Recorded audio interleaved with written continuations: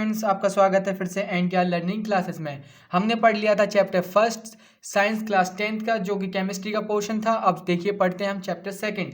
Chapter second में हम पढ़ेंगे, देखिए चैप्टर सेकंड का जो नेम है वो है हमारा एसिड्स, बेस एंड साल्ट।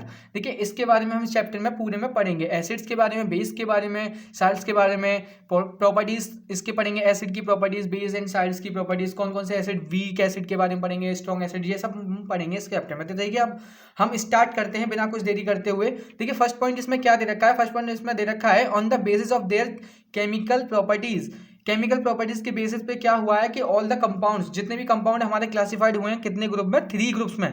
वो 3 ग्रुप्स कौन कौन से हैं स्टूडेंट्स? एसिड्स हैं, बेस हैं और हमारे साल्ट्स हैं। तो चलिए हम इनके बारे में अब पढ़ते हैं इस चैप्टर में। फर्स्टली पढ़ेंगे हम कि इनको हम आइडेंटिफाई कैसे करते हैं, कैसे हमें पता चलता है कि ये सॉल्यूशन हमारा एसिड है और बेस है। तो देखिए इस पॉइंट को पढ़िए, आपको पता चल जाएगा। Indicators for testing acid and base. Indicators जो होते हैं हमारे, वो ऐसी चीज होती है जिससे कि हम अपना टेस्ट कर सकते हैं कि ये सॉल्यूशन हमारा एसिड है या फिर बेस है। ओके, तो देखिए अब क्या है, an indicator is a dye. जो इंडिकेटर होते हैं वो क्या होते हैं, डाई होते हैं, that change colour when it's put into the acid and base. अगर हम, ये हमारे एक डाई होते हैं, तो क्या करते हैं, ये चेंज कर देते हैं अपने कलर को जब हम इनको डाई इंडिकेटर, इनको जब हम क्या करते हैं, इनको पुट कर देते हैं किसमें, एक या तो एसिड में पुट कर देंगे तो इनका कलर चेंज हो जाएगा, या फिर हम बेस में पुट कर देंगे तो इनका कलर स्टूडेंट चेंज हो जाएगा। इनको इसमें डाल देंगे तो इनका कलर चेंज हो जाएगा पहले से जो इनका कलर फिलहाल है, और इसमें डालेंगे तो भी चेंज हो जाएगा। तो देखिए आगे बढ़ते हैं, क्या क्या है इंडिकेटर, कौन कौन से हमारे पास इंडिकेटर हैं, नेचुरल इंडिकेटर कौन कौन से हैं हमारे पास। ठीक है, तो देखिए हमारे पास है indicator tell us a substance are acid और बेस। इंडिकेटर हमें बताता है कि सब्सटेंस जो हमारे पास है वो बेस है या फिर एसिड है, ये इसके बारे में बताता है इंडिकेटर्स। ठीक है, तो आपको समझ में आया होगा इंडिकेटर कौन से होते हैं। ठीक है, तो आगे बढ़ते हैं। द 3 मोस्ट कॉमन इंडिकेटर्स, हमारे पास 3 मोस्ट कॉमन इंडिकेटर्स हैं, उनके नाम हमारे पास हैं ये है हमारे पास लिटमस पेपर, जो लिटमस पेपर हमारे लेबोरेटरी में मिल जाता है। ठीक है,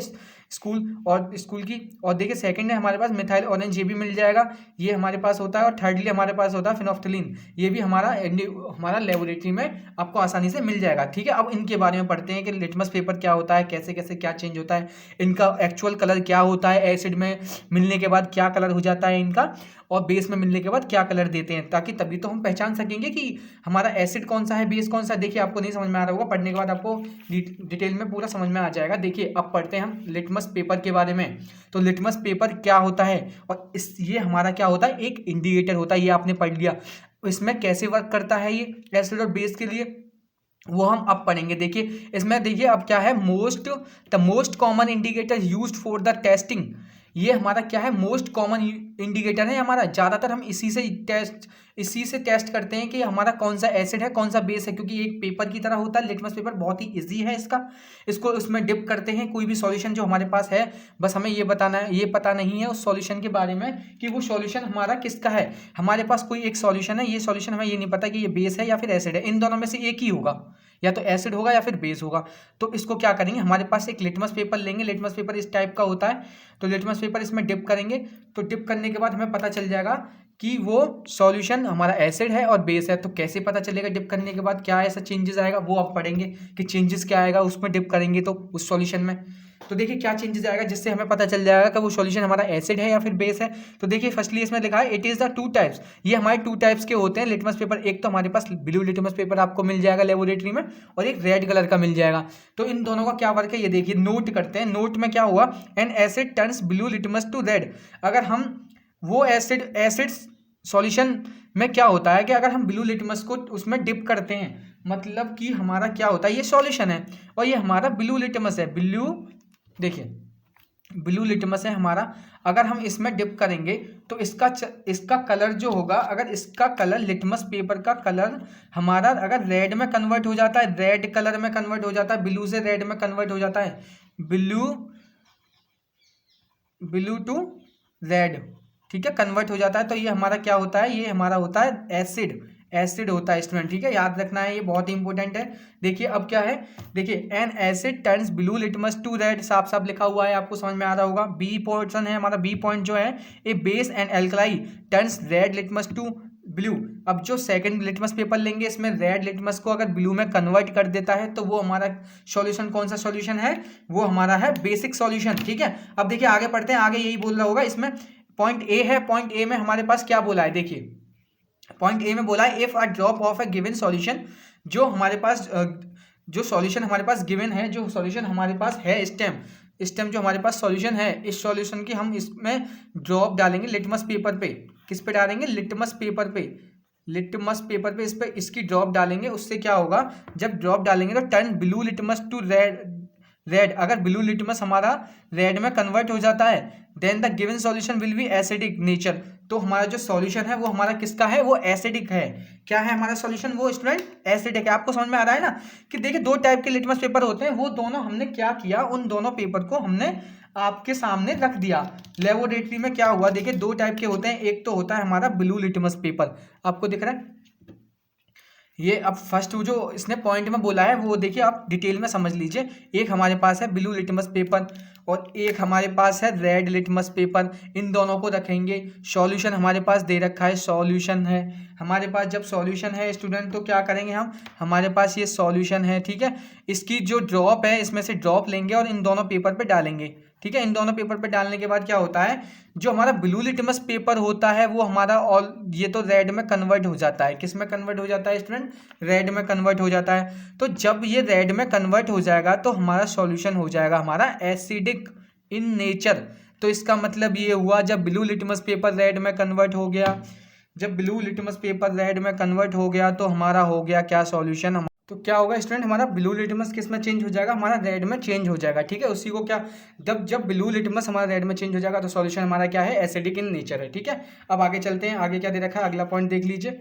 तो देखिए अगला पॉइंट जो है वो है हमारे पास इफ, देखिए यहाँ पे देखिए, if drop of a given solution turns red litmus to blue.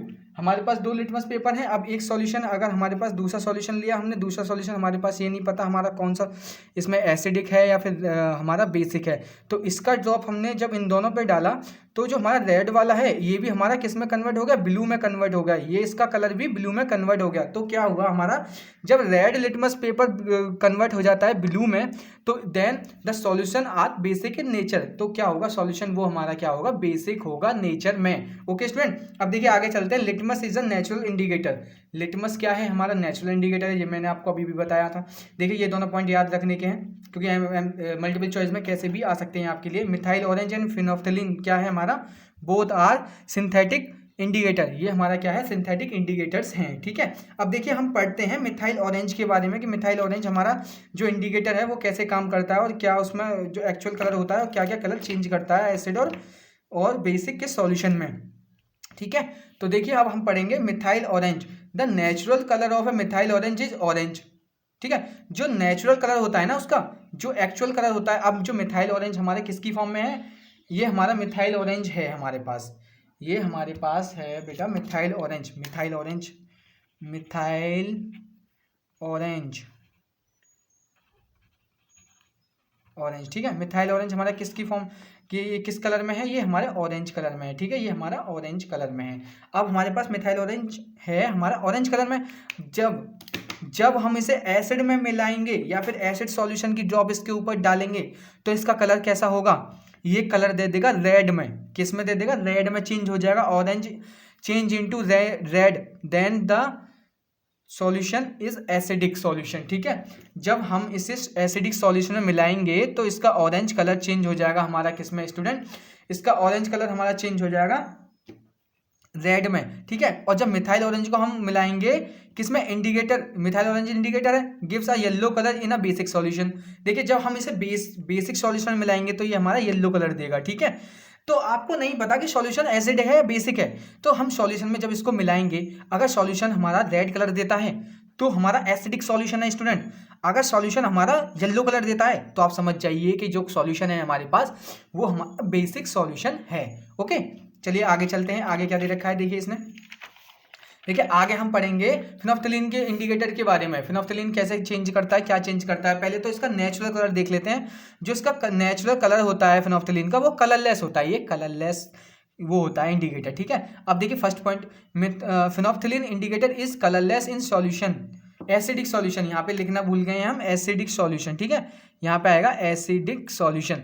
क्या होता है स्टूडेंट, जब हम इसको एक किसी सॉल्यूशन में मिलाते हैं, आपको नहीं पता वो सॉल्यूशन कैसा है, किसी सॉल्यूशन में मिलाते हैं, अगर ये फिनोल्फ्थालीन कोई कलर नहीं देता, कलरलेस होता है, तो वो हमारा सॉल्यूशन क्या है, एसिडिक। अगर हम इसको मिलाने के बाद ये पिंक कलर देता है, किसी सॉल्यूशन मिलाने के बाद ये पिंक कलर देता है, तो क्या हुआ, वो जो सॉल्यूशन है हमारे पास वो बेसिक सॉल्यूशन है स्टूडेंट, ठीक है, आपको अच्छे से समझ में आ गया होगा। नोट कर लेना कि the natural colour of phenolphthalein is colourless, इसका नेचुरल कलर क्या होता है, कलरलेस होता है। और जो हमारा मिथाइल ऑरेंज का नेचुरल कलर ऑरेंज होता है, और जो हमारा लिटमस का होता है वो पर्पल होता है, ठीक है। ये आपने नहीं पढ़ा था पॉइंट, देखिए मैं आपको दिखाता हूँ, यहाँ पे लिखा हुआ है, देखिए नोट में लिखा हुआ है the natural colour of litmus is purple colour, ठीक है। अब आपको आगे देखिए, आगे पढ़ते हैं, आगे क्या दे रखा है, देखिए आगे दे रखा है टर्मरिक आल्सो है नेचुरल इंडिकेटर। टर्मरिक जो हमारी हल्दी होती है वो भी हमारे नेचुरल इंडिकेटर होती है।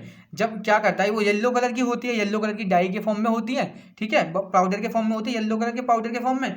जब उससे क्या होता है कि वो रेड कलर में जब चेंज हो जाती है, तो क्या होता है, जो हमारा जब रेड कलर में चेंज हो जाएगी, जो सॉल्यूशन होगा हमारा बेसिक सॉल्यूशन होगा, ठीक है, जब वो रेड कलर में चेंज हो जाती है, ठीक है। तो अब क्या करेंगे स्टूडेंट, अब देखिए आगे पढ़ते हैं, आगे क्या दे रखा है इसमें, बस आपको ये याद रखना। सबसे पहले पॉइंट लेते हैं हम एसिडिक, बहुत ही इंटरेस्टिंग चैप्टर है स्टूडेंट, आप इंटरेस्ट के साथ पढ़िए, आपको अच्छा लगेगा, बहुत अच्छा लगेगा, ठीक है। अब आपको एक एक पॉइंट याद रखना है, क्योंकि पता नहीं आपका कौन सा एमसीक्यूज मल्टीपल चॉइस में आ जाए, आपको नहीं पता, ठीक है। तो एक एक पॉइंट याद रखना है आपको, ये सारे पॉइंट बहुत ही इंपॉर्टेंट है जो मैंने लिखे हुए हैं, पॉइंट वाइज पॉइंट करके लिखे हुए हैं आपके, इसलिए ताकि आपको अच्छे से याद रहे, और आपको नोट्स भी मिल जाएंगे।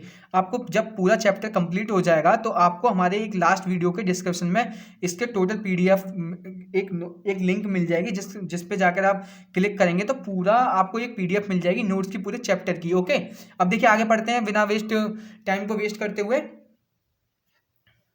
अब देखिए आगे पढ़ते हैं बिना टाइम को वेस्ट करते हुए, तो क्या है, अब देखिए इसमें एसिड्स में क्या पढ़ते हैं, acids are those chemical substance, acid हमारे वो केमिकल सब्सटेंस हैं which have a sour taste, जिनका खट्टा टेस्ट होता है, जिनका टेस्ट कैसा होता है, खट्टा होता है, ओके स्टूडेंट। सेकंड पॉइंट इसने क्या दे रखा है, सेकंड पॉइंट में देखिए acid change the colour for blue litmus to red, ये मैंने आपको बता दिया कि ब्लू लिटमस जब रेड में चेंज हो जाता है, जब ब्लू लिटमस रेड में चेंज हो जाता है, तो स्टूडेंट क्या होता है, वो एसिडिक होता है, ठीक है। अब थर्ड पॉइंट पढ़िए, थर्ड पॉइंट में क्या दे रखा है, the acid present in the plant, जो प्लांट में एसिड प्रेजेंट होता है मटेरियल्स में and animals are called a organic acid, वो जो प्लांट में, एनिमल्स में, ओके, मटेरियल में अगर जो एसिड प्रेजेंट होता है वो ऑर्गेनिक एसिड होता है। ऑर्गेनिक एसिड मैं आपको बता दूं, ये हमारे वीक एसिड होते हैं, जिन्हें लोग खा भी सकते हैं और पी भी सकते हैं, इनका कोई हार्मफुल इफेक्ट नहीं होता, नॉर्मली ये नेचुरली हमारे एसिड होते हैं। देखिए आगे पढ़ते हैं ऑर्गेनिक एसिड के बारे में। Organic acid it is a natural organic